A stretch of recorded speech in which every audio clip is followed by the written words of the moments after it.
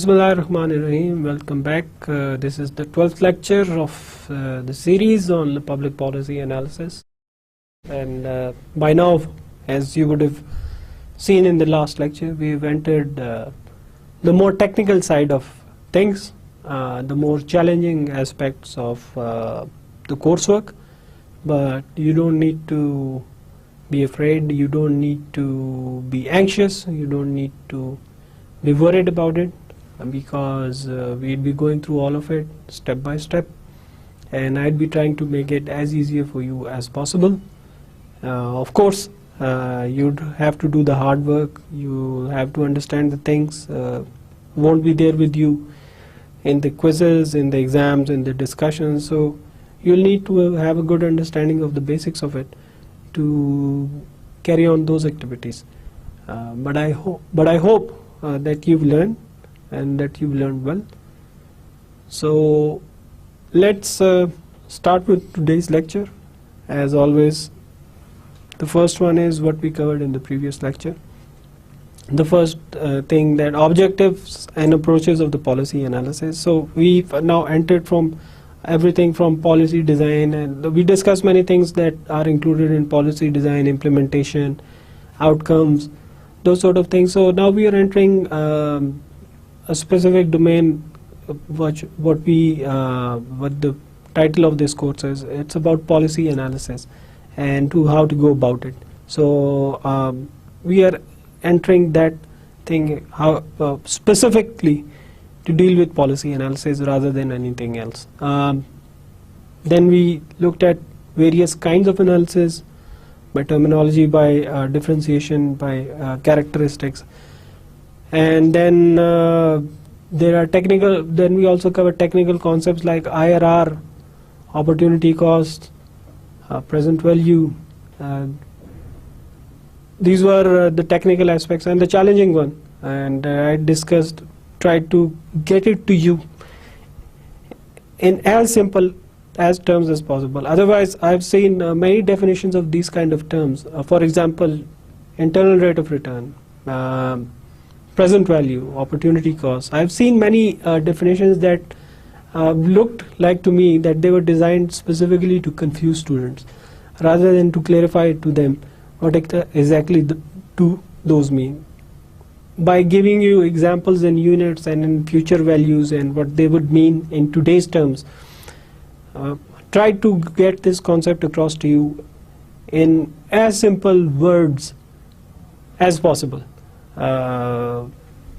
Hopefully you took a lot from it, you took it in, you understood what this is, and as I said, in one of the future lectures we'll go through a whole example of these internal rate of returns that would include calculation based on present values, opportunity cost, and more importantly you would see some of their real world application. I'll try to include it in those, that how do you apply those in real world, what can be some examples, some cases where you can apply that. So you hopefully you're also looking forward to it, I'm also looking forward to it, to go ahead with this. Then we'll move towards today's lecture. Now on to today's lecture.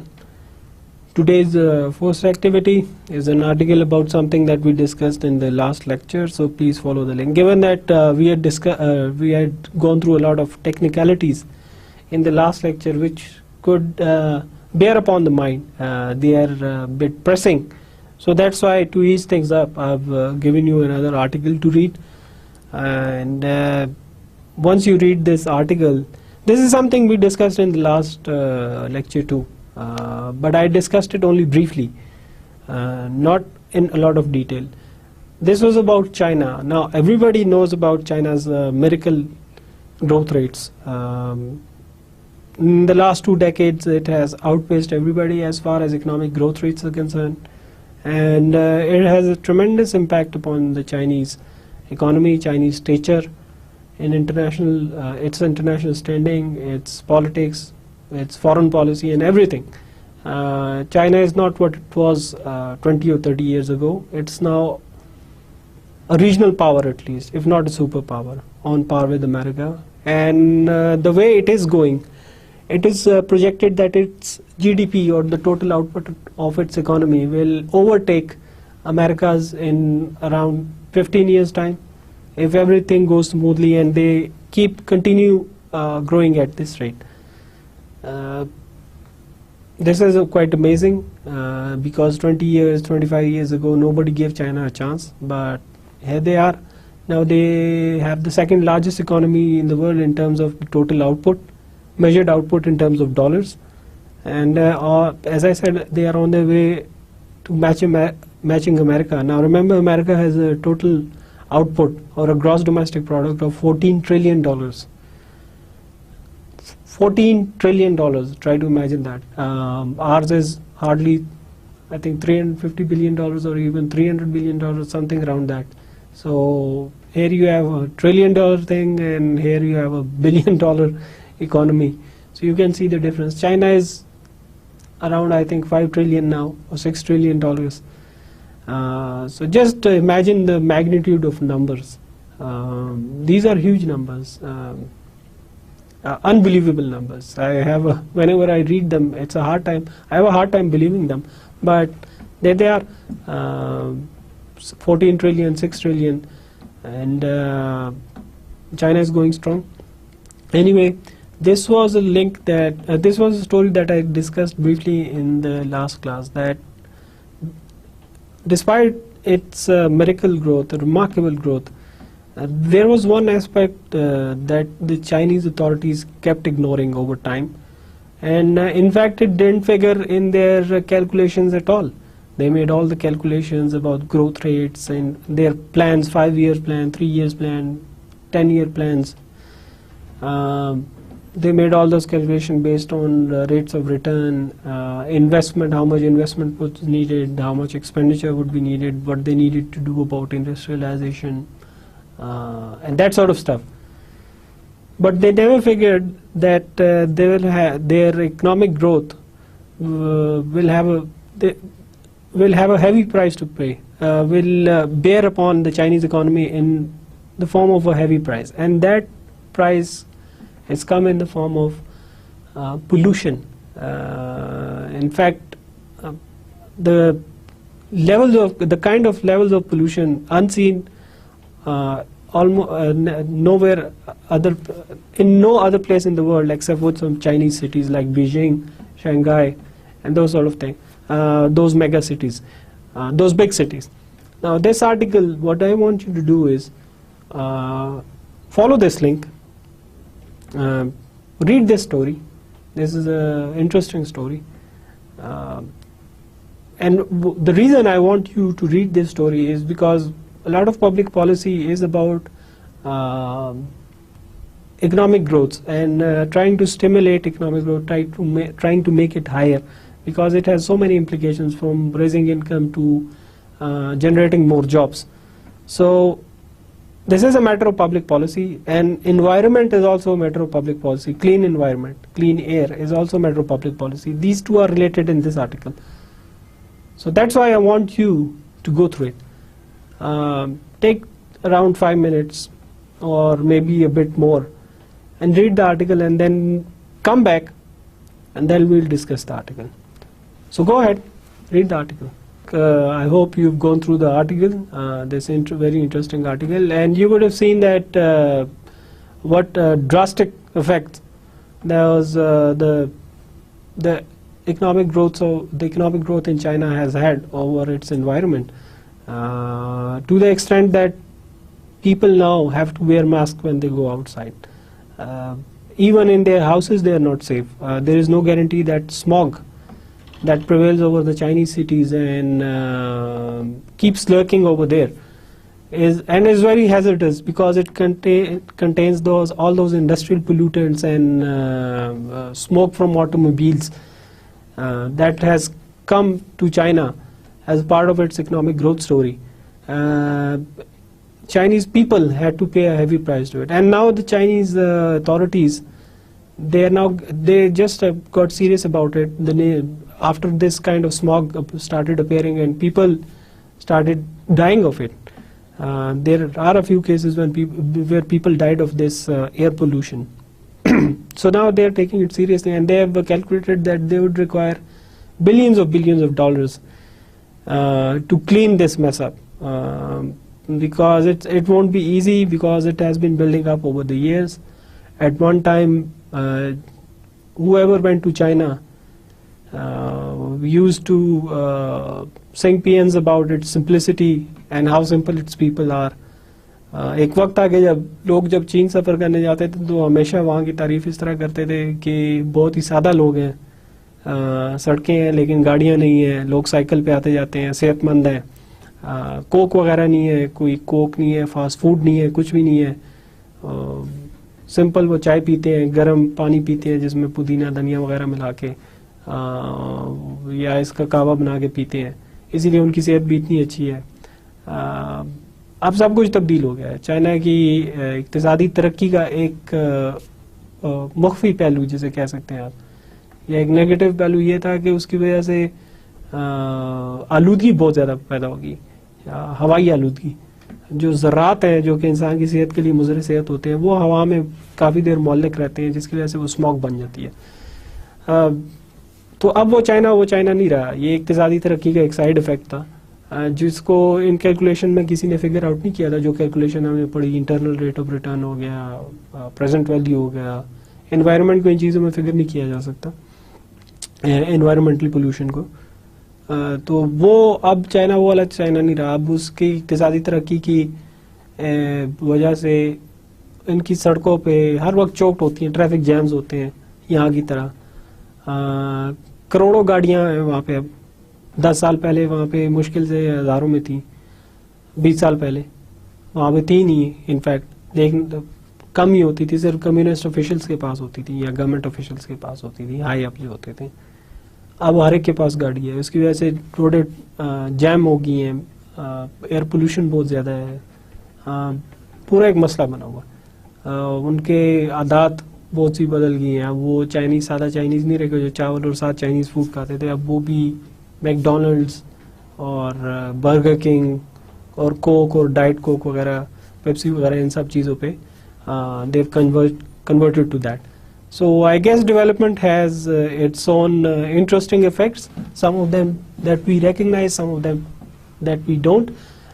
In this article that you read, the Chinese authorities, what they did was that they carried out every calculation for economic development except for the fact that they didn't realize that it could prove harmful.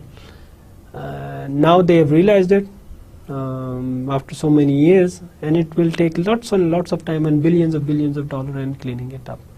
Although some companies have found a business opportunity, as you read that they are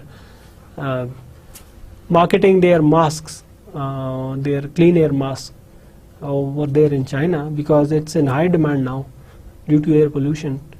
But the fact is that there has been this darker aspect. And there was another story in the previous lecture that I didn't discuss a lot. میں نے بات کی تھی مارگلا کی پہاڑیوں پہ اور ادھر جو کام ہو رہا ہے, انڈسٹریل کام ہو رہا ہے, جس کی وجہ سے پولوشن پھیل رہی ہے. اب اس میں نے بات کی تھی کہ سپریم کورٹ کے آرڈر کے باوجود جو انوائرمنٹل امپیکٹ ایک اسسمنٹ اسٹڈی ہوئی تھی یہاں پہ CDA نے کی تھی, اس کے مطابق وہاں پہ کافی نقصان پہنچ رہا ہے ماحول کو. تو اس کو بند کر دینا چاہیے تھا. 5 سال پہلے آرڈر ہو گیا تھا, لیکن یہاں پہ کچھ مافیا, کچھ گروپس اتنے مضبوط ہیں, ریممبر گروپ تھیوری, تو اس میں کچھ گروپس اتنے مضبوط ہیں کہ سپریم کورٹ کے آرڈر کے باوجود وہ ابھی بھی چل رہے ہیں. میٹرو پبلک پالیسی, اس میں ایک اور چیز جو سامنے آئی تھی کہ پاکستان ایئر فورس کے کچھ جہاز ہوتے ہیں وہ کسی ٹیکنیکل فالٹ, انجن میں کوئی پرابلم پیدا ہونے کی وجہ سے گر گئے تھے. وہ پھر پتہ چلا, اب انہوں نے اس علاقے سے اس کو گزرنے میں منع کر دیا وہ جہاز, میرا خیال جتنا میں نے سنا ہے. وہ جب اس کے انوائرمنٹل امپیکٹ جب ان کے ایک جو جہاز گرے تھے ان کا معائنہ کیا گیا, اس کی تحقیقات ہوئی, تو پتہ چلا کہ انجن میں وہ جو ذرات تھے, پتھر وغیرہ کے, مٹی وغیرہ کے ذرات اس علاقے میں, جو کہ اس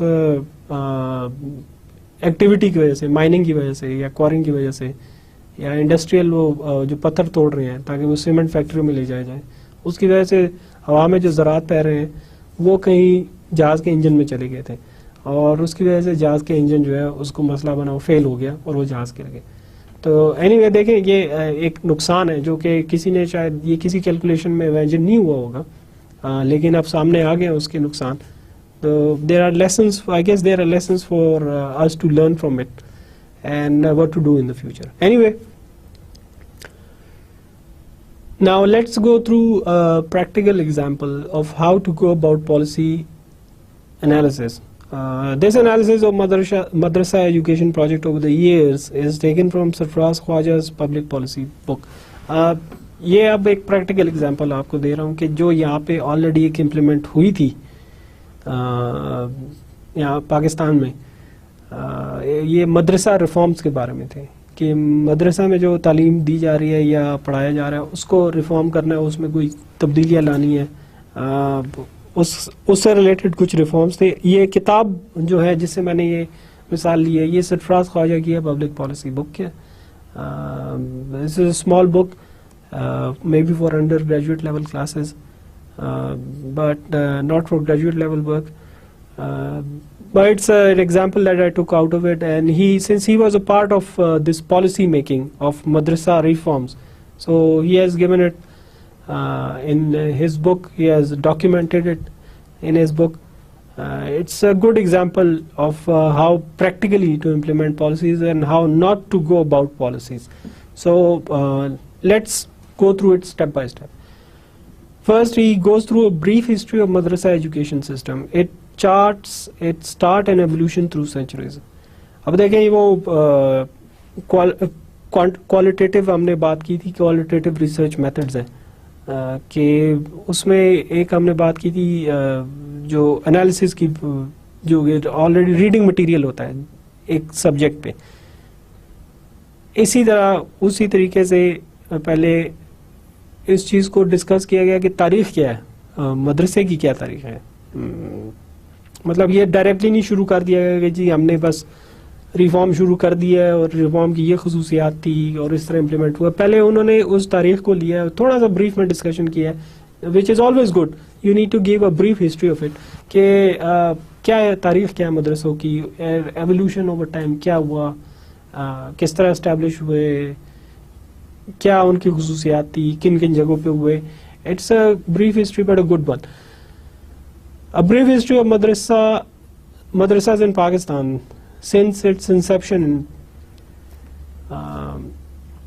states that main reason for the growth of madrasas in Pakistan has been the lack of proper public education system in Pakistan.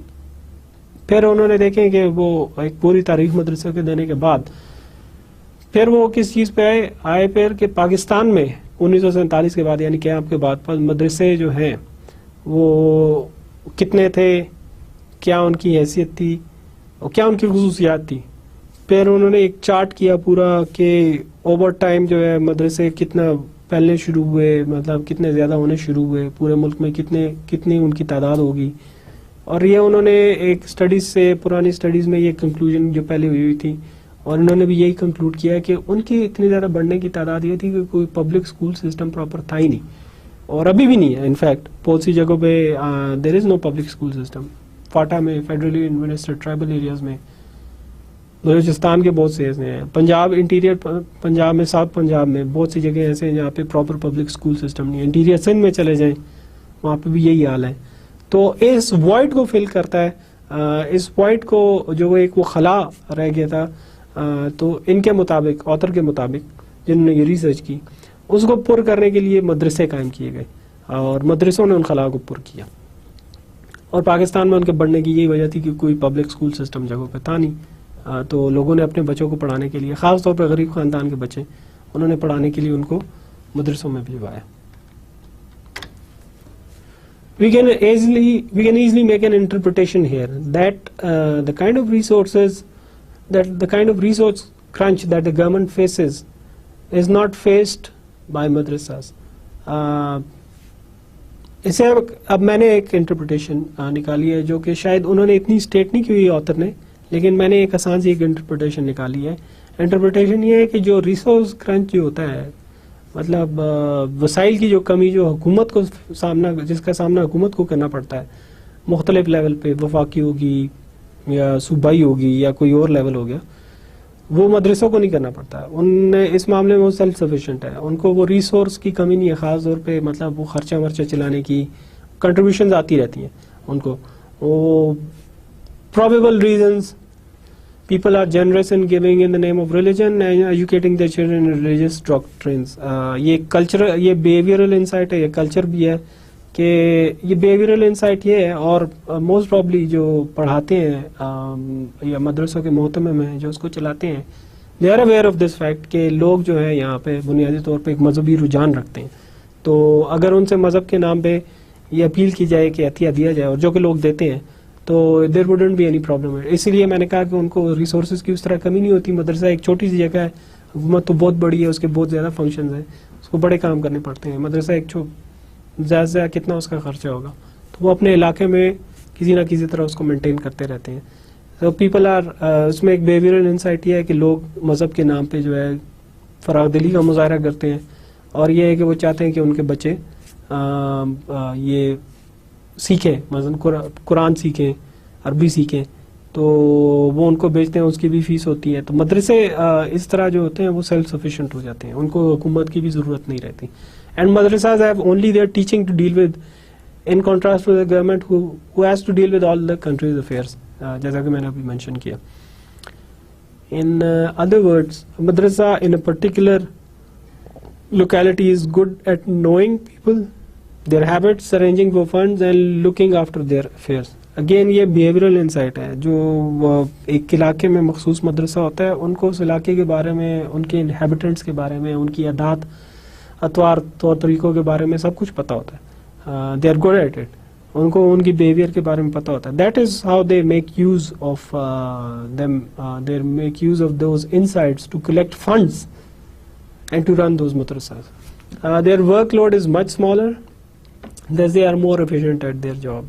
جیسا کہ میں نے کہا کہ حکومت کے اتنے زیادہ وہ ہیں فنکشن ہیں، ہر جگہ پہ حکومت، ہر مسئلے میں حکومت ہے، کہ ان کو اکثر اوقات وہ اس میں کنفیوژن پیدا ہو جاتی ہے کہ حکومت کرنا کیا چاہتی ہے. یہیں پہ انیفیشنسی پہ آ جاتی ہے. مدرسوں میں وہ انیفیشنسی اس لیے دیکھنے میں نہیں آتی، مدرسوں میں وہ انیفیشنسی اس لیے نہیں دیکھنے میں آتی کیونکہ وہ ریلیٹیولی چھوٹے سے ہوتے ہیں. وہ کوئی حکومت نہیں ہوتے، ایک چھوٹی سی جگہ ہوتی ہے، ایک چھوٹے سے علاقے میں ہوتے ہیں، مخصوص علاقے میں. تو ان کو چلانا آسان کام ہے، ان کی ایڈمنسٹریشن، بجائے اس کے کہ حکومت کی administration who. Why so many children go to madrasa? It's cheap, it's near, and poor people cannot afford to send their children to public school, which are usually located far away. Even if they are not, public transport is missing. اس میں ایک اور چیز میں نے نہیں mention کی، وہ بھی میں مینشن کر دیتا ہوں. پہلے تو یہ کہ کیوں اتنے زیادہ بچے جو ہیں، اور ان کی تعداد بڑھتی ہی جا رہی ہے، کیوں اتنے زیادہ بچے جاتے ہیں مدرسہ.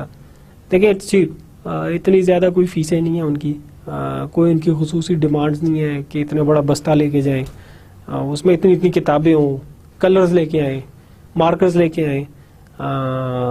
ہر دوسرے تیسرے روز بچوں کے پرائیویٹ اسکولوں میں یہ ایک آج کل بڑا ایک مسئلہ ہے کہ ہر ہفتے، ہر دوسرے ہفتے اسی طرح ہوتا ہے کہ پارٹی ہو رہی ہوتی ہے. ان کے لیے خاص کوئی خریدنے پڑتے ہیں پارٹیز کے لیے، بیگ بستے ہو گئے بڑے بڑے، کاپیاں ہوگی، کلرز ہو گئے. یہ چیزیں مدرسوں میں نہیں ہیں. میننگ ہے وہ ایک کتاب ہے یا دو کتابیں ہیں، ساتھ ان کو ایک پینسل، دو پینسلیں، اس سے کام چل جاتا ہے. That is it.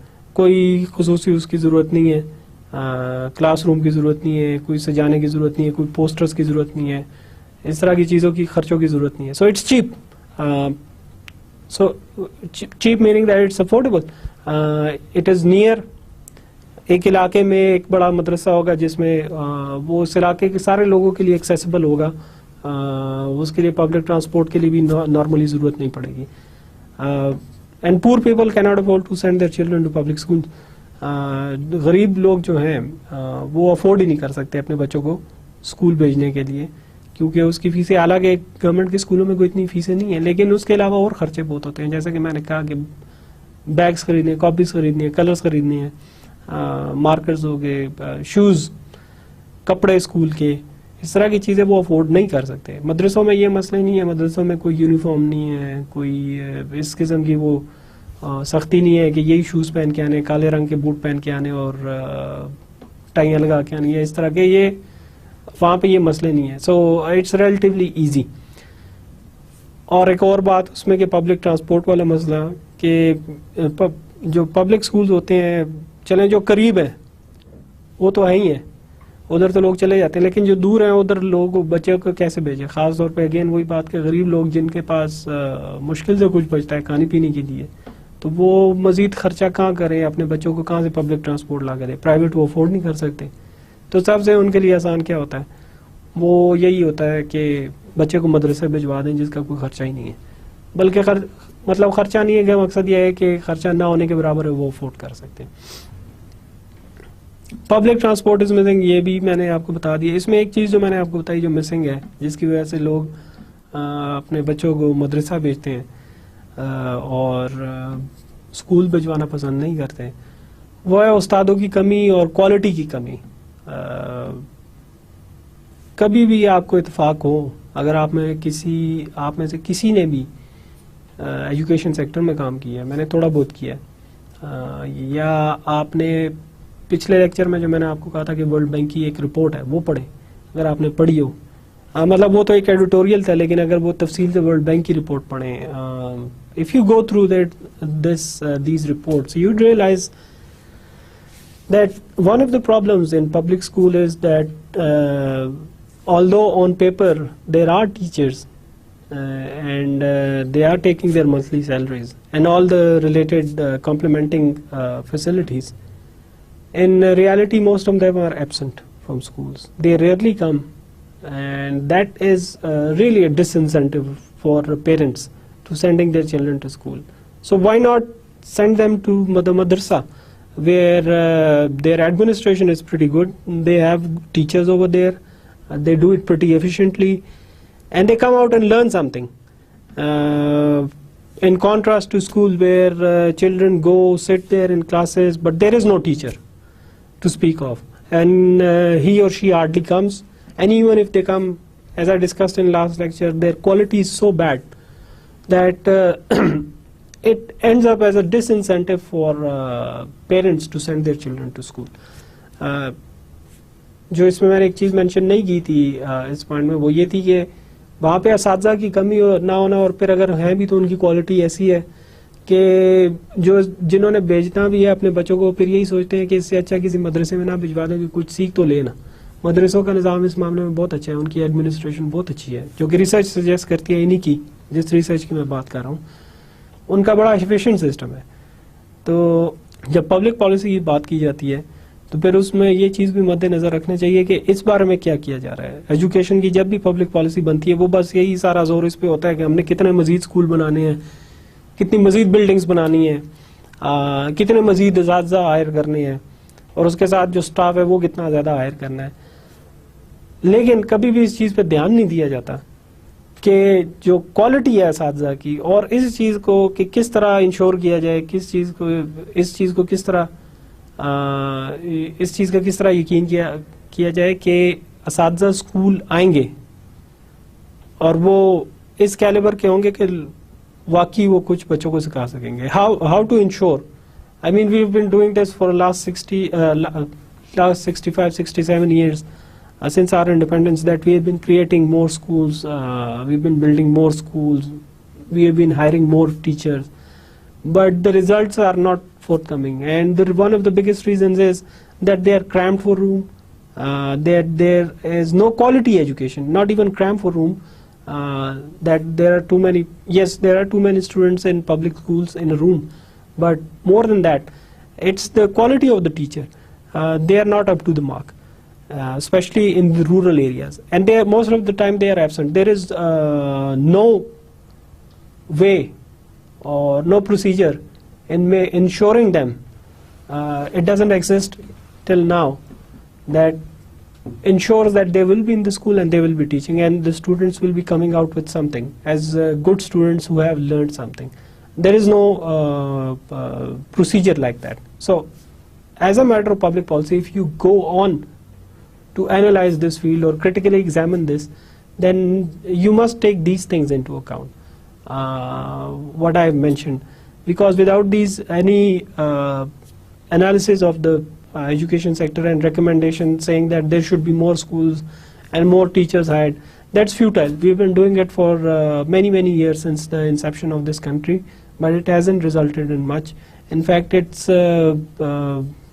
what you can say is almost a failed policy, and nobody seems to be willing to learn the lessons, which is unfortunate. Next one, the mushroom growth of these institutions happened in early 1980s when the government approved the equivalence of madrasa degree to a FA BA degree. یہ بھی again دیکھ لیں ایک public policy جس کا نتیجہ یہ تھا کہ اس سے بڑی تقویت ملی کہ مزید مدرسے قائم ہوں. There was a tremendous incentive for the establishment of more madrasas in contrast to public schools when in early 1980s during the time of Zia-ul-Haq there was this government policy, the public policy again, that said that the education from a madrasa is equivalent to FA, BA or an MA degree. Before that wasn't the case. So once that happened, that public policy was implemented, there didn't rise any differentiation between public schools and madrasas, because you can get the degree from everywhere. You can get the degree from madrasa and you could get the degree from public school. Now, as I mentioned in the previous point, that then there was every incentive to join a madrasa rather than a public school, because public school overall, despite its low fees, they are expensive for poor families. Now, example of another public policy, that is what I just want to get to you. Plus the war against USSR or the Soviet Union. USSR stood for United Soviet Socialist Republic, an acronym for Soviet Union, broke in 1991. In Afghanistan, so USSR in Afghanistan, that is the context. اب یہ دیکھیں context آ گیا, جو کہ ہم نے theoretical جو بھی پڑھا, تھیوری پڑھی, اس میں ہم نے ایک چیز ڈسکس کی تھی کہ کانٹیکسٹ بھی دیکھنا پڑتا ہے کہ بیک گراؤنڈ کیا ہے. اب بیک گراؤنڈ یہ تھا کہ جب ایک تو پبلک پالیسی آ گئی ایسی آئی کہ جس سے انسینٹیو ملا کہ مزید مدرسے قائم کیے جائیں, اور دوسرا اس کا بیک گراؤنڈ ایک کانٹیکسٹ کیا تھا. کانٹیکسٹ یہ تھا کہ افغانستان میں سوویت یونین کے خلاف جنگ ہو رہی تھی, وہاں پہ جہاد ہو رہا تھا, اور اس کی وجہ سے جو ہے یہاں پہ اس چیز کو بڑی ٹریمنڈس وہ ملی, کیونکہ وہاں سے بھی جتنے لوگ آئے, باہر سے بھی جتنے احتیاط آئے, وہ اسکول کے اسٹیبلشمنٹ کی طرف نہیں تھے, وہ یہ تھا کہ مدرسے مزید قائم کیے جائے, کیونکہ وہاں سے جتنے بھی لوگ آتے تھے مجاہدین وغیرہ جو لڑتے تھے سوویت یونین سے, وہ مدرسوں میں ہی آگے پڑھتے تھے, ان کے بچے بھی, اور وہ خود بھی مدرسوں میں ہی اسٹے کرتے تھے زیادہ تر, وہیں پہ ان کا زیادہ تعلق تھا, بجائے اس کے وہ پبلک اسکول میں آتے یا ان کے بچے پبلک اسکول میں پڑھتے. Plus complemented this growth tremendously as these became sanctuaries for all foreigners arriving in Pakistan from all over the world. Notice here another policy inviting people from all over the world to come and join jihad on part of the government. دیکھیں again یہ بھی تو public policy ہے کہ آپ دنیا بھر سے لوگوں کو انوائٹ کر رہے ہیں کہ ادھر پاکستان آ جائیں اور جہاد کریں, یہیں پہ آپ اسٹے کریں, یہیں پہ آپ رکیں, اور آپ کا کام ہے جہاد کرنا. Public policy. This policy and the policy of keeping proxy armies has backfired tremendously over the years. میرے خیال میں اس میں زیادہ تفصیل میں جانے کی ضرورت نہیں ہے, صرف یہ کہوں گا کہ دیکھ لیں آپ کہ ہماری شارٹ سائٹڈنس جو ہوتی ہے, ہمارا ایک چھوٹی سا نظریہ ہے کہ اپنے حکمران جو ہے اقتدار سے آگے چیز نہیں سوچتے, کہ اس وقت تو انہوں نے سب کو بلوا لیا اور چھوٹے چھوٹے گروپس بھی بنا دیے, اسلحہ بھی ان میں تقسیم کر دیا, جو کہ ابھی بھی ہیں, اور وہ سارے جو ہیں ان کو یہاں پہ رہائش دی, ان کو ویلکم کیا, لیکن پھر آج دیکھ لیں کہ وہ الٹا ہماری گلے پڑ گئی ہے. تو دیکھیں that is the negative effect overall this policy proved to be in the long run. Now we are talking about long run. That was 1980s. At that time the policy seemed very successful because the fight against the Soviet Union was going on pretty strong. But move forward 20 years and now they've become a nuisance for us. They've become a threat for Pakistan's existence. So very important that when we design a public policy that we keep in mind that what is going to happen, what's its probable result in the long term, in the 10 years, 15 years, 20 years, what do we want to do with this public policy? What do we intend to do with a specific public policy in the very long run? So as an analyst, one should keep those in mind as a public policy analyst. The launch of Madrasa Reform Project in 2003 to 2007. یہ پہلا مرحلہ تھا مدرسہ reform project کا. By that time there were an estimated 8,000 madrasas in Pakistan operating without any oversight or any regulation. اس وقت تک 2003 میں جب یہ اندازہ لگائے گا, یہ صرف حکومت کا اندازہ ہے, اس میں بہت سے مدارس ایسے بھی تھے جو کہ حکومت کے اس میں نہیں تھے, اس کے کاؤنٹ نہیں ہو سکی. 8,000 مدرسے تھے. There were 8,000 madrasas in Pakistan operating without any oversight or any regulation. کوئی oversight نہیں تھی, کوئی regulation نہیں تھی, کچھ بھی نہیں تھی, وہ اپنی مرضی سے آپریٹ کر رہے تھے. جس طرح یہاں پہ اسکولس کی ریگولیشن ہے, پرائیویٹ اسکولوں کی ہوگی یا گورنمنٹ اسکول کی ہوگی, ان کی کوئی ریگولیشن ہے, کوئی کچھ لاز ہیں جو ان کو فالو کرنے پڑتے ہیں. اس طرح کا کوئی لا اس وقت تک مدرسے اس کو وہ فالو نہیں کرتے تھے, وہ آزادی سے اپنا وہ چلاتے تھے نظام. ابھی بھی زیادہ تر آزادی سے ہی چلا رہے ہیں. The project was launched at an estimated cost of rupees 5.395 million. یہ 5 ارب روپے سے زیادہ بنتے ہیں جو اس کی انیشل کاسٹ تھی. اب یہ اس میں انیشل کاسٹ میں ہوپ فلی, جو کہ آتھر نے تو نہیں بتایا, لیکن ہوپ فلی جب یہ منصوبہ بنا تھا تو اس میں ساری یہ انہوں نے کیلکولیشنز کی ہوں گی, IRR, PP اور اس طرح کی چیزیں. تو اس کے بعد اس نتیجے پہ امیدیں پہنچے ہوں گے کہ جی ہاں, this is feasible project, it would have been deemed feasible. Anyway, major objectives کیا تھے اس کے؟ Streamline education. Streamlining مطلب کہ ایک ہی ڈگر پہ لایا جائے, بجائے اس کے کہ ادھر مدرسوں میں ایک چیز ڈفرینٹ پڑھائی جا رہی ہے, اور پبلک اسکولوں میں پبلک اسکول سسٹمز یا پبلک ایجوکیشن سسٹم میں ڈفرینٹ پڑھایا جا رہا ہے. اسٹریم لائن کیا جائے, ایک ہی اس پہ نیچ پہ لایا جائے کہ یہ چیزیں ہم نے پڑھانی ہیں. Bring it at par with formal education system. Almost the same as the last point. Teach formal subjects in all of these madrasas, and D, offer financial incentives to madrasa teachers to update their qualification and use the latest equipment. اب دو اس کے مزید اس سے کیا تھے, وہ یہ تھا کہ teach formal subject in all these مدرسز. فارمل سبجیکٹس کیا ہیں جو کہ پبلک اسکولوں میں پڑھائے جاتے ہیں اور جو ادھر نہیں پڑھائے جاتے تھے. میتھ ہوگی, فزکس ہوگی, کیمسٹری, بایولوجی, اس طرح کی جو چیزیں ہیں, یا پھر سائیکالوجی وغیرہ, کہ یہ چیزیں بھی ادھر پڑھائی جائیں مدرسوں میں. صرف دینی تعلیم کے علاوہ یہ چیزیں بھی پڑھائی جائیں, تاکہ یہ کہ آن پار آ جائیں ود پبلک اسکولس کے جو ادھر پڑھایا جاتا ہے.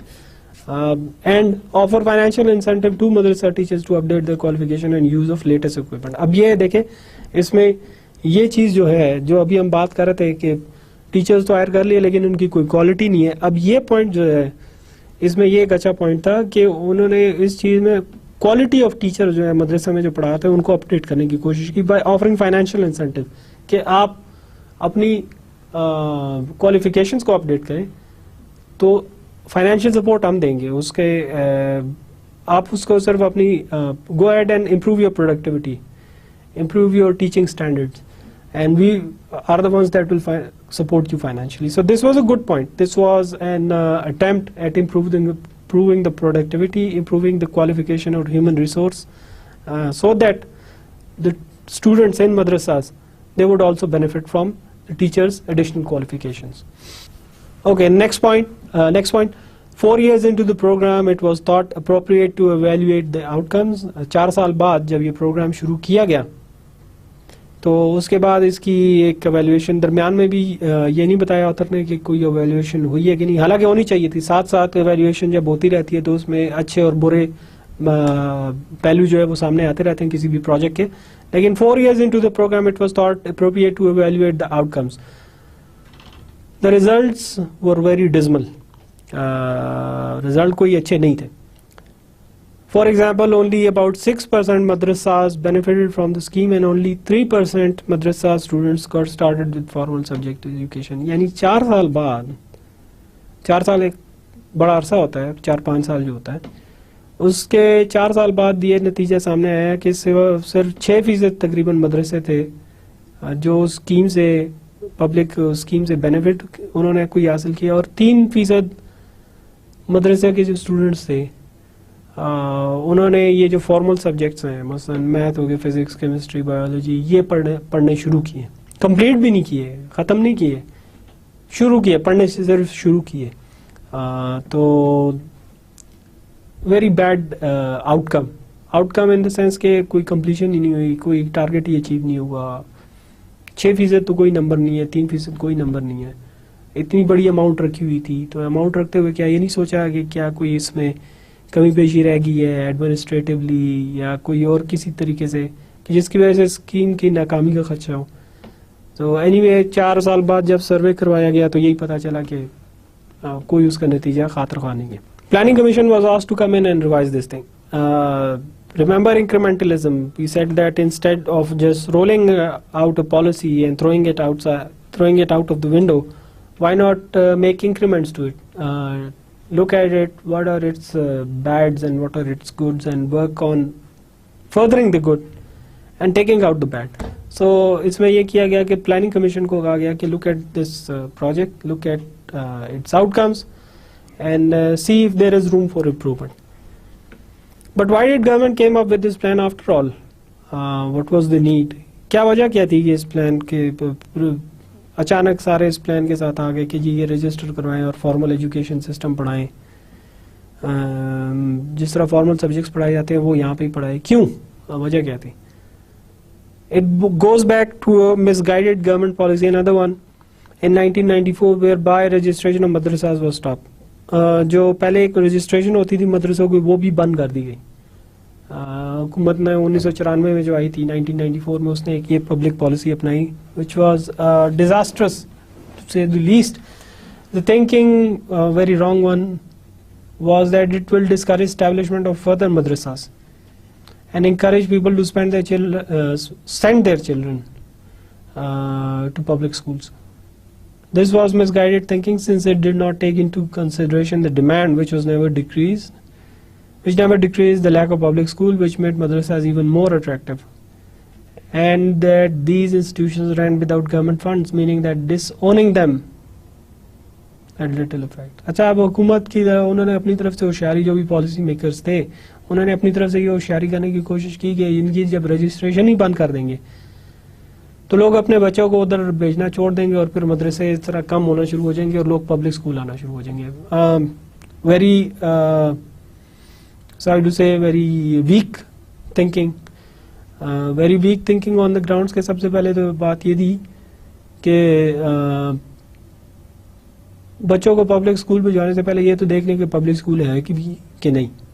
آپ یہ کہہ رہے ہیں کہ مدرسوں کو ہم رجسٹر نہیں کروائیں گے تو اس کے بعد بچے پبلک اسکول جانا شروع ہو جائیں گے, لیکن پبلک اسکول ہیں کتنے؟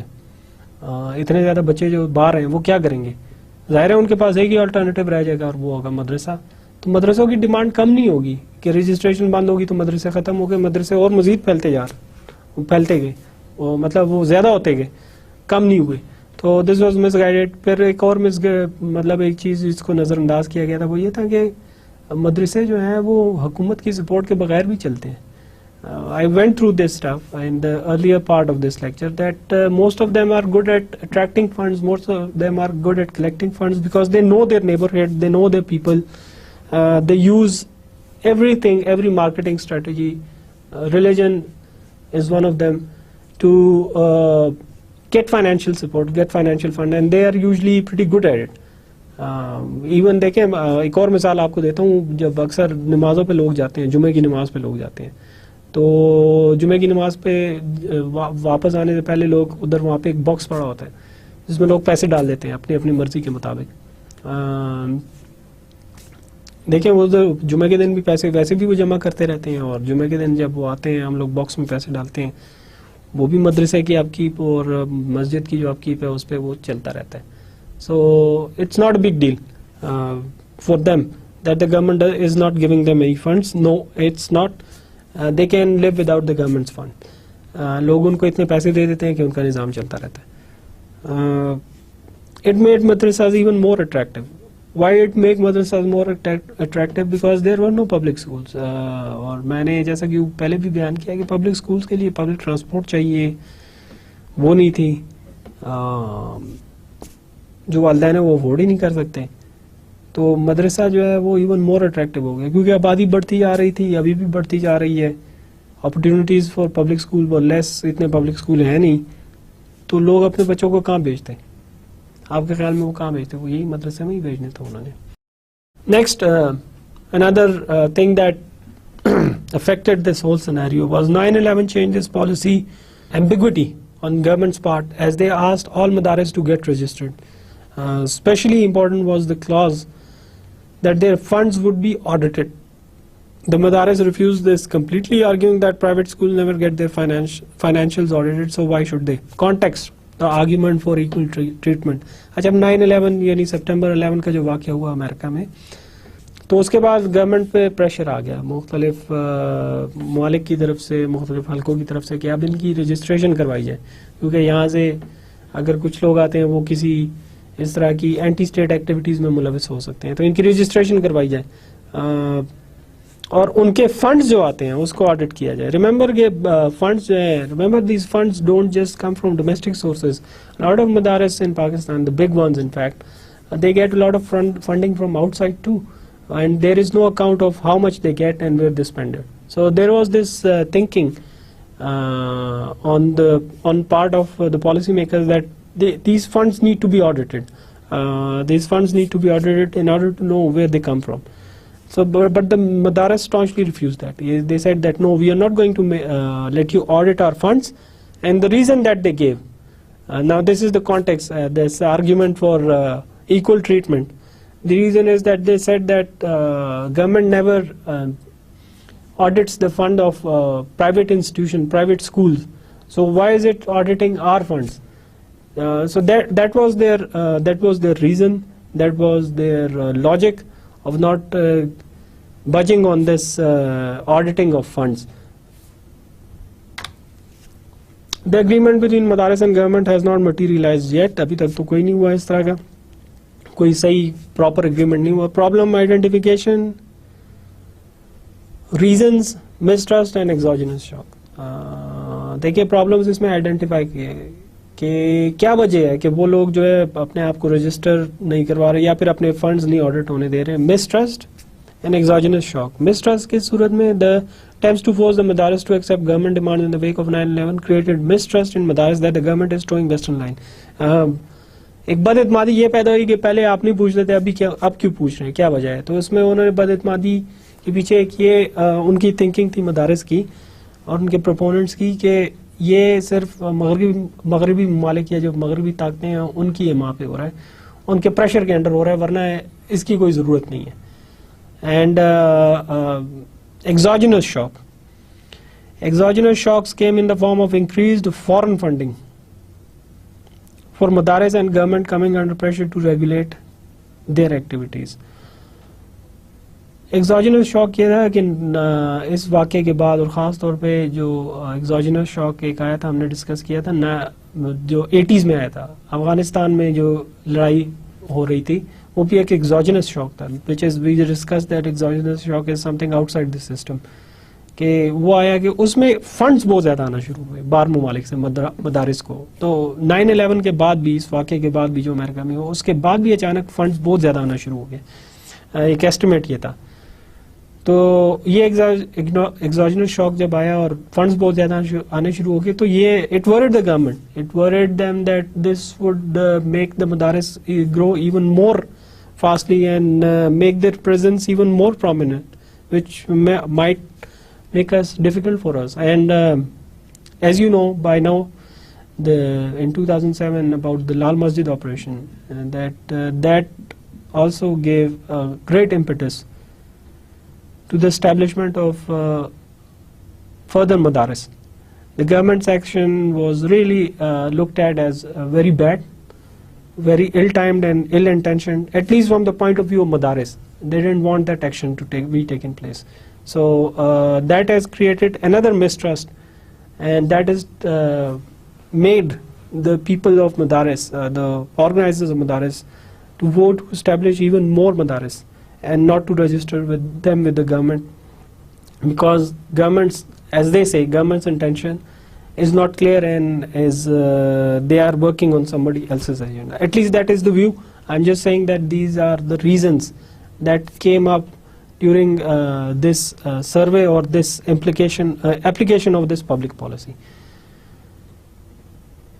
The evaluation under Madrasa Reform Program or MRP was being done by 3 ministries. The evaluation of MRP, in fact, was being done by 3 ministries, yet despite their evaluation, nothing came of it. What does it show? Lack of proper staff, human capital and coordination. Interpretation that 3 मिनिस्ट्रियों को लगाया हुआ है आपने इस project के evaluate करने में, इस प्रोजेक्ट के इम्प्लीमेंट करने में, और उसका आखिर में नतीजा क्या है?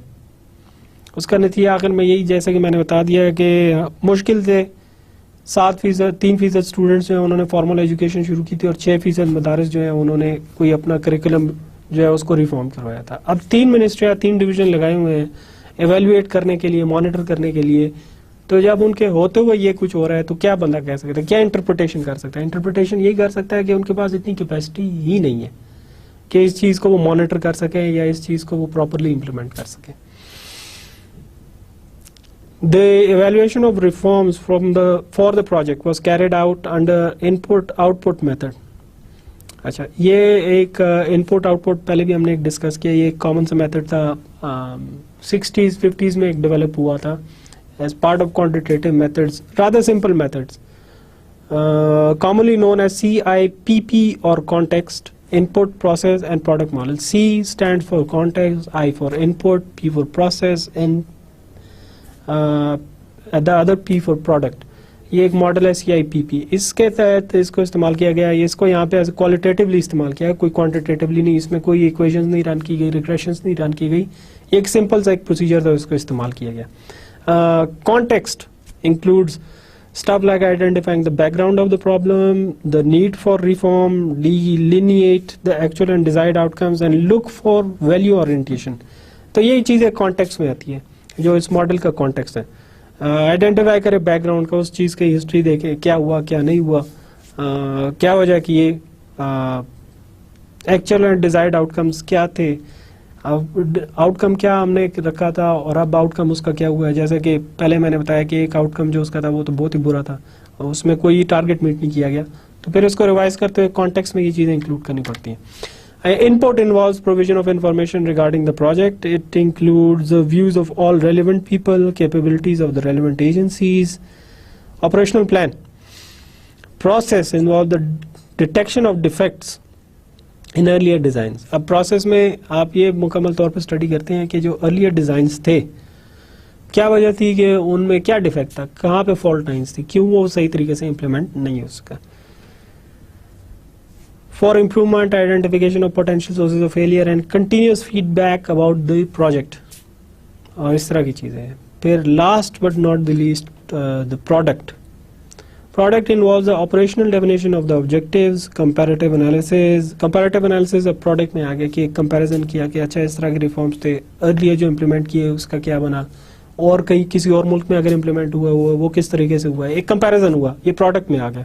And making informed guesses about the potential outcomes in lieu of the gathered information. کہ ایک informed guess لگایا کہ اس سے پہلے جو یہ ہوا تھا لیکن اب ساری چیزوں کو مد نظر رکھتے ہوئے ہمارے خیال میں ایک انٹرپریٹیشن اس کی ہے, ہمارے خیال میں یہ ہونا ہے. یہ ایک انفارمڈ گیس ہے. ڈزنٹ آلویز ورک, لیکن at least you can make a guess, at least you are expecting something to happen and you make a guess out of it in terms of numbers کہ جی میں یہ expect کرتا ہوں کہ یہ اتنے مدارس جو ہے وہ فارمل ایجوکیشن میں آ جائیں گے, رجسٹر کروا لیں گے, آڈٹ کروائیں گے اپنے حساب کتاب. تو یہ this is an example of making a guess. The next stage was to conduct a random sampling of the madrasas in the 10% sample of the whole. دیکھیے اس طرح کی جو بڑی ایکسرسائز ہے جہاں پہ اتنے ہزاروں مدرسے ہیں اور لاکھوں کے اسٹوڈنٹس ہیں, تو ان سب کا جو ہے ایک ساتھ ہی وہ سروے کرنا, ان سب سے ایک ایک کو تلاش کرنا, ایک ایک کو مطلب اس کی رسائی, ایک ایک تک رسائی, ایک ایک اسٹوڈنٹ سے پوچھنا, ایک ایک ٹیچر سے پوچھنا, یہ بہت بڑی ایکسرسائز ہے. ضروری نہیں ہے کہ گورنمنٹ کے پاس ریسورسز ہوں. تو اس میں آسان طریقہ کیا ہوتا ہے جو یہاں پہ اپنایا گیا اس ریفارمز کے تھرو, اس پروگرام میں اپنایا گیا کہ ہم ایک رینڈم سیمپل لیتے ہیں. رینڈم سیمپل کا مطلب ہے کہ کوئی اس میں یہ نہیں کہ بس کسی نے پوائنٹ آؤٹ کر دیا. ایٹ رینڈم ہم نے کسی صوبے کسی علاقے سے کسی ایک لوکیلٹی سے ایک سیمپل لے لیا, بھائی یہ پڑھے ہوئے ہیں, سارے پیجز پڑھے ہوئے ہیں, یہ 8000 مدارس ہیں, چلو اس میں سے کسی کے تھرو بیٹھے کچھ لوگ انہوں نے کہا کہ اچھا ایک اس ڈسٹرکٹ سے لے لیتے ہیں, ایک اس ڈسٹرکٹ سے, ایک اس ڈسٹرکٹ سے, ایک اس ڈسٹرکٹ سے لے لیتے ہیں. تو اس میں مطلب یہ بھی ہوتا ہے ایک فائدہ کہ دیر از نو بائس, کہ ہم نے ایک ہی جگہ پہ کنسنٹریشن ساری رکھی ہوئی ہے. اب رینڈم سیمپلز جو انہوں نے لیے تھے وہ لیے تھے تقریباً تمام صوبوں سے اور اس کو اسٹڈی کرنے کے لیے. تو دیکھیں مطلب انہوں نے اس طرح ایک چھوٹا سا سیمپل لے کے اس کو ڈیفائن کرنے کی کیریکٹرسٹک ڈیفائن کرنے کی کوشش کی کہ اس میں کیا ہو سکتا ہے. 10% سیمپل آف دا یعنی 10% انہوں نے ایک ریٹ مقرر کیا کہ 10% جتنے ہیں سیمپل ہے 10% یعنی مدرسے اور ان کے اسٹوڈنٹ, ان تک ہم نے رسائی حاصل کرنی ہے in order to conduct this survey. The practical start was taken on the basis of a questionnaire that was filled initially in 2 madrasas. The evaluation officer was trained about the exercise beforehand. In light of the received answer, the questionnaire is modified. The questionnaire was modified. The modification included input from in the form of observation from the evaluating officer. اچھا اب دیکھیں exercise کس طرح شروع کی گئی. یہ نہیں کہ وہ جو 10 کے 10 آئیڈینٹیفائی کیے تھے مدرسے جتنے بھی آئیڈینٹیفائی کیے تھے تو سارے ایک ہی دفعہ چلے گئے اور وہ سروے کنڈکٹ کرنا شروع کر دیا. نو, پہلے اس کو اپلائی کیا گیا at a very small scale کہ یہاں پہ اسلام آباد میں 2 مدرسے تھے, اس میں پہلے جا کے اس چیز کو ٹیسٹ کیا گیا. ایویلویٹرز جو تھے یا جو سروے کرنے والے تھے ان کو باقاعدہ ٹرین کیا گیا اس چیز میں کہ کیا کرنا ہے, کویسچنیئر کس طرح کرنے ہیں. اس کے بعد جو اس کے نتیجے آئے تو اس کے بعد اور پھر اس میں پھر یہ تھا کہ ایویلویٹرز جو تھے یا کنڈکٹرز جو تھے جنہوں نے یہ سروے کنڈکٹ کیا ان کی اپنی آبزرویشنز بھی اس میں کافی تھیں کہ ہمارے خیال میں اس میں یہ چیزیں ہونی چاہیے, ہم نے جو آبزرو کیا, ہم نے جو مشاہدہ کیا اس کے مطابق یہ چینجز ہونی چاہیے. تو وہ ساری انکارپوریٹ کر لی جاتی ہیں, یعنی اچھی انفارمیشن جو ہے وہ فلٹر آؤٹ کر لی جاتی ہے اور ایک سروے پریپیئر کر لیا جاتا ہے, پھر اس کو پورے ملک میں امپلیمنٹ کیا جاتا ہے پورے رینڈم سیمپل پہ. Once the final questionnaire was prepared, a team was trained for the project and then sent to the randomly selected madrasas. This survey was followed by the data compilation and analysis. Once the final compilation and analysis was done, the findings are formally presented, decisions are made then, and decisions were made then and recommendations were made based upon the data. جو کہ data آیا survey کے بعد جو مکمل طور پہ وہ سیمپل پہ رینڈم سیمپل سے لیا گیا, اس کے بعد کوئی recommendations propose. For example it was found that the percentage of madrasas without a proper building یعنی پکی building were much less than public school. Therefore there was less financial requirement in this regard. Survey سے یہ پتہ چلا ہمیں کہ جو مدرسے جتنے بھی تھے اس میں سے ایک بہت کم تعداد ایسی تھی جن کی عمارتیں کچی تھیں, وہ پکی تھیں, یعنی اینٹ اور سیمنٹ وغیرہ کی بنی ہوئی تھیں عمارتیں. اب اس کے کانٹراسٹ کریں پبلک اسکول سے جس میں ایک بڑی اچھی خاصی پرسنٹیج ایسی ہے جن کی کوئی بلڈنگ ہی نہیں ہے. کانٹریکٹر یا تو پیسے لے کے بھاگ گیا یا اس نے جو بنائی وہ اتنی لو کوالٹی کی بنائی تھی کہ دیواریں ہی گر گئی. یہ مدرسوں کے ساتھ وہ نہیں تھا اس معاملے میں. جیسے کہ میں نے کہا کہ ان کی ایڈمنسٹریشن اچھی ہے, بڑا اچھا نظام ہے ان کا, وہ اچھے بلڈنگز تھے, ان کی پکی بلڈنگ تھی اور وہ سب اس میں ہی تھے. کوئی کچی بلڈنگ یا گری ہوئی بلڈنگ اس میں بہت کم تھی. اس کی امپلیکیشن کیا تھی؟ امپلیکیشن یہ تھی کہ ہمیں زیادہ اس چیز کے بارے میں سوچنے کی ضرورت نہیں ہے کہ یار اس کے لیے پیسہ علیحدہ سے رکھنا پڑے گا مدرسوں کی اپ گریڈ کے لیے کہ ان کو بلڈنگس ان کو پکا کیا جا سکے. نہیں, اس کی اتنی ضرورت نہیں پڑے گی. جو ڈیٹا ہمارے سامنے ہے اس کی انٹرپریٹیشن یہ تھی, اس کی ایک امپلیکیشن یہ تھی کہ زیادہ تر ان میں جو ہیں بہت ہی شاذ و نادر ایسے کچھ تھے جن کو ضرورت تھی بلڈنگ پکا کرنے کی, ورنہ باقی ان کی سب کی بلڈنگ پکی تھی. Similarly, it was found that the toilet, library and complementing facilities جو کہ زیادہ تر پبلک اسکولوں میں بالکل ہی ایبسنٹ ہوتی ہے, ٹوائلٹ, لائبریریز اور اس طرح کی فیسلٹیز, بجلی بھی نہیں ہوتی, وہ بلب جو ہے کوئی نکال کے لے جاتے ہیں سارے, were available in almost all of madrasas, which again meant that funds wouldn't be required in this regard. دیکھیں ایک اور implication تھی جو کہ سامنے آئی, جس سے انٹرپریٹیشن آئی, جس سے ایک چیز پتہ چلی, وہ یہ کہ یہ ساری چیزیں آلریڈی مدرسوں میں موجود ہیں, وہاں پہ اس کی کمی نہیں ہے. تو اس لیے جس طرح ہوتا یہ تھا کہ پبلک اسکول کے لیے فنڈز جو ہے سیٹ اسائڈ کرتے ہیں کہ ادھر یہ فنڈ رکھ دیں کہ جی یہ ٹوائلٹس بنانے ہیں, بجلی کی پروویژن ہے اور اس کے ساتھ ساتھ یہ فیسلٹیز ہے. تو وہ جب یہ سروے کیا گیا اس میں یہ بات سامنے آئی کہ مدرسوں کو اس کی اتنی ضرورت نہیں ہے کیونکہ ان کا جیسے میں نے کہا نظام اچھا ہے, اس میں یہ سب کچھ آلریڈی موجود ہے. تو دیکھیں پورا ایک سروے ہوا, پہلے ایک پروگرام امپلیمنٹ کیا گیا, پھر اس کا دوبارہ اس پروگرام کو اینالائز کیا گیا کہ اس میں کیا کیا کمی بیشی تھی, کدھر سے وہ لیک کرتا تھا, ویئر ڈڈ لیک, پھر اس پہ امپروو کرنے کی کوشش کی گئی, بڑا ایک پورا مرحلہ تھا. پھر ایک انیشل 2 مدرسوں میں ایک رینڈم سیمپل بنایا گیا, پھر 2 مدرسوں میں اس کو امپلیمنٹ کیا گیا, اس سے جو چیزیں سامنے آئی, اچھی پریکٹسز سامنے آئی, اس سے جو مشاہدہ سامنے آیا, اس کے مطابق یہ جو نیا جو ایک کویسچنر بنایا گیا اس کے مطابق اس کو صحیح بنایا گیا اس کویسچنر کو. پھر اس کا مکمل طور پہ جو رینڈملی سلیکٹ کیے گئے تھے 10% آف ٹوٹل مدرساز, ان کا سروے کروایا گیا. تو اس سے یہ کچھ چیزیں سامنے آئی جس میں یہ پتا چلا کہ ہمیں اتنا زیادہ یہاں پہ اتنے پیسوں کی, اگر ہم مدرسوں کی بات کرتے ہیں ریفارم کی, تو اتنے پیسوں کی بچت اس لیے ہو جائے گی کہ وہاں پہ آلریڈی وہ ہم سے اس چیز کے اس معاملے میں پیسے نہیں مانگے گی کہ بلڈنگ پکی کروا دیں یا ٹوائلٹ بنوا دیں یا لائبریری بنوا دیں, کیونکہ وہ آلریڈی وہاں پہ موجود ہے. سو this was pretty much the end of this lecture. This was pretty much about the lecture, all of it. In it we studied a practical example of implementation of a public policy in Pakistan. پھر اس میں میں نے کچھ اپنی interpretation بھی دی کہ دیکھیں یہ چیز ہو رہی تھی تو اس کا ایک انٹرپریٹیشن یہ ہے. You saw how it اس میں آپ نے یہ بھی دیکھا کہ there were 3 ministries, there were 3 divisions of the government that were tasked with looking at this program and looking at the implementation of program, evaluating it and monitoring it, but their work was shoddy, their work was poor, the end result wasn't very good, which tells you about the lack of capacity in the government departments and human resources as far as public policy is concerned. So that is one incentive for you to study public policy. You would get many opportunities.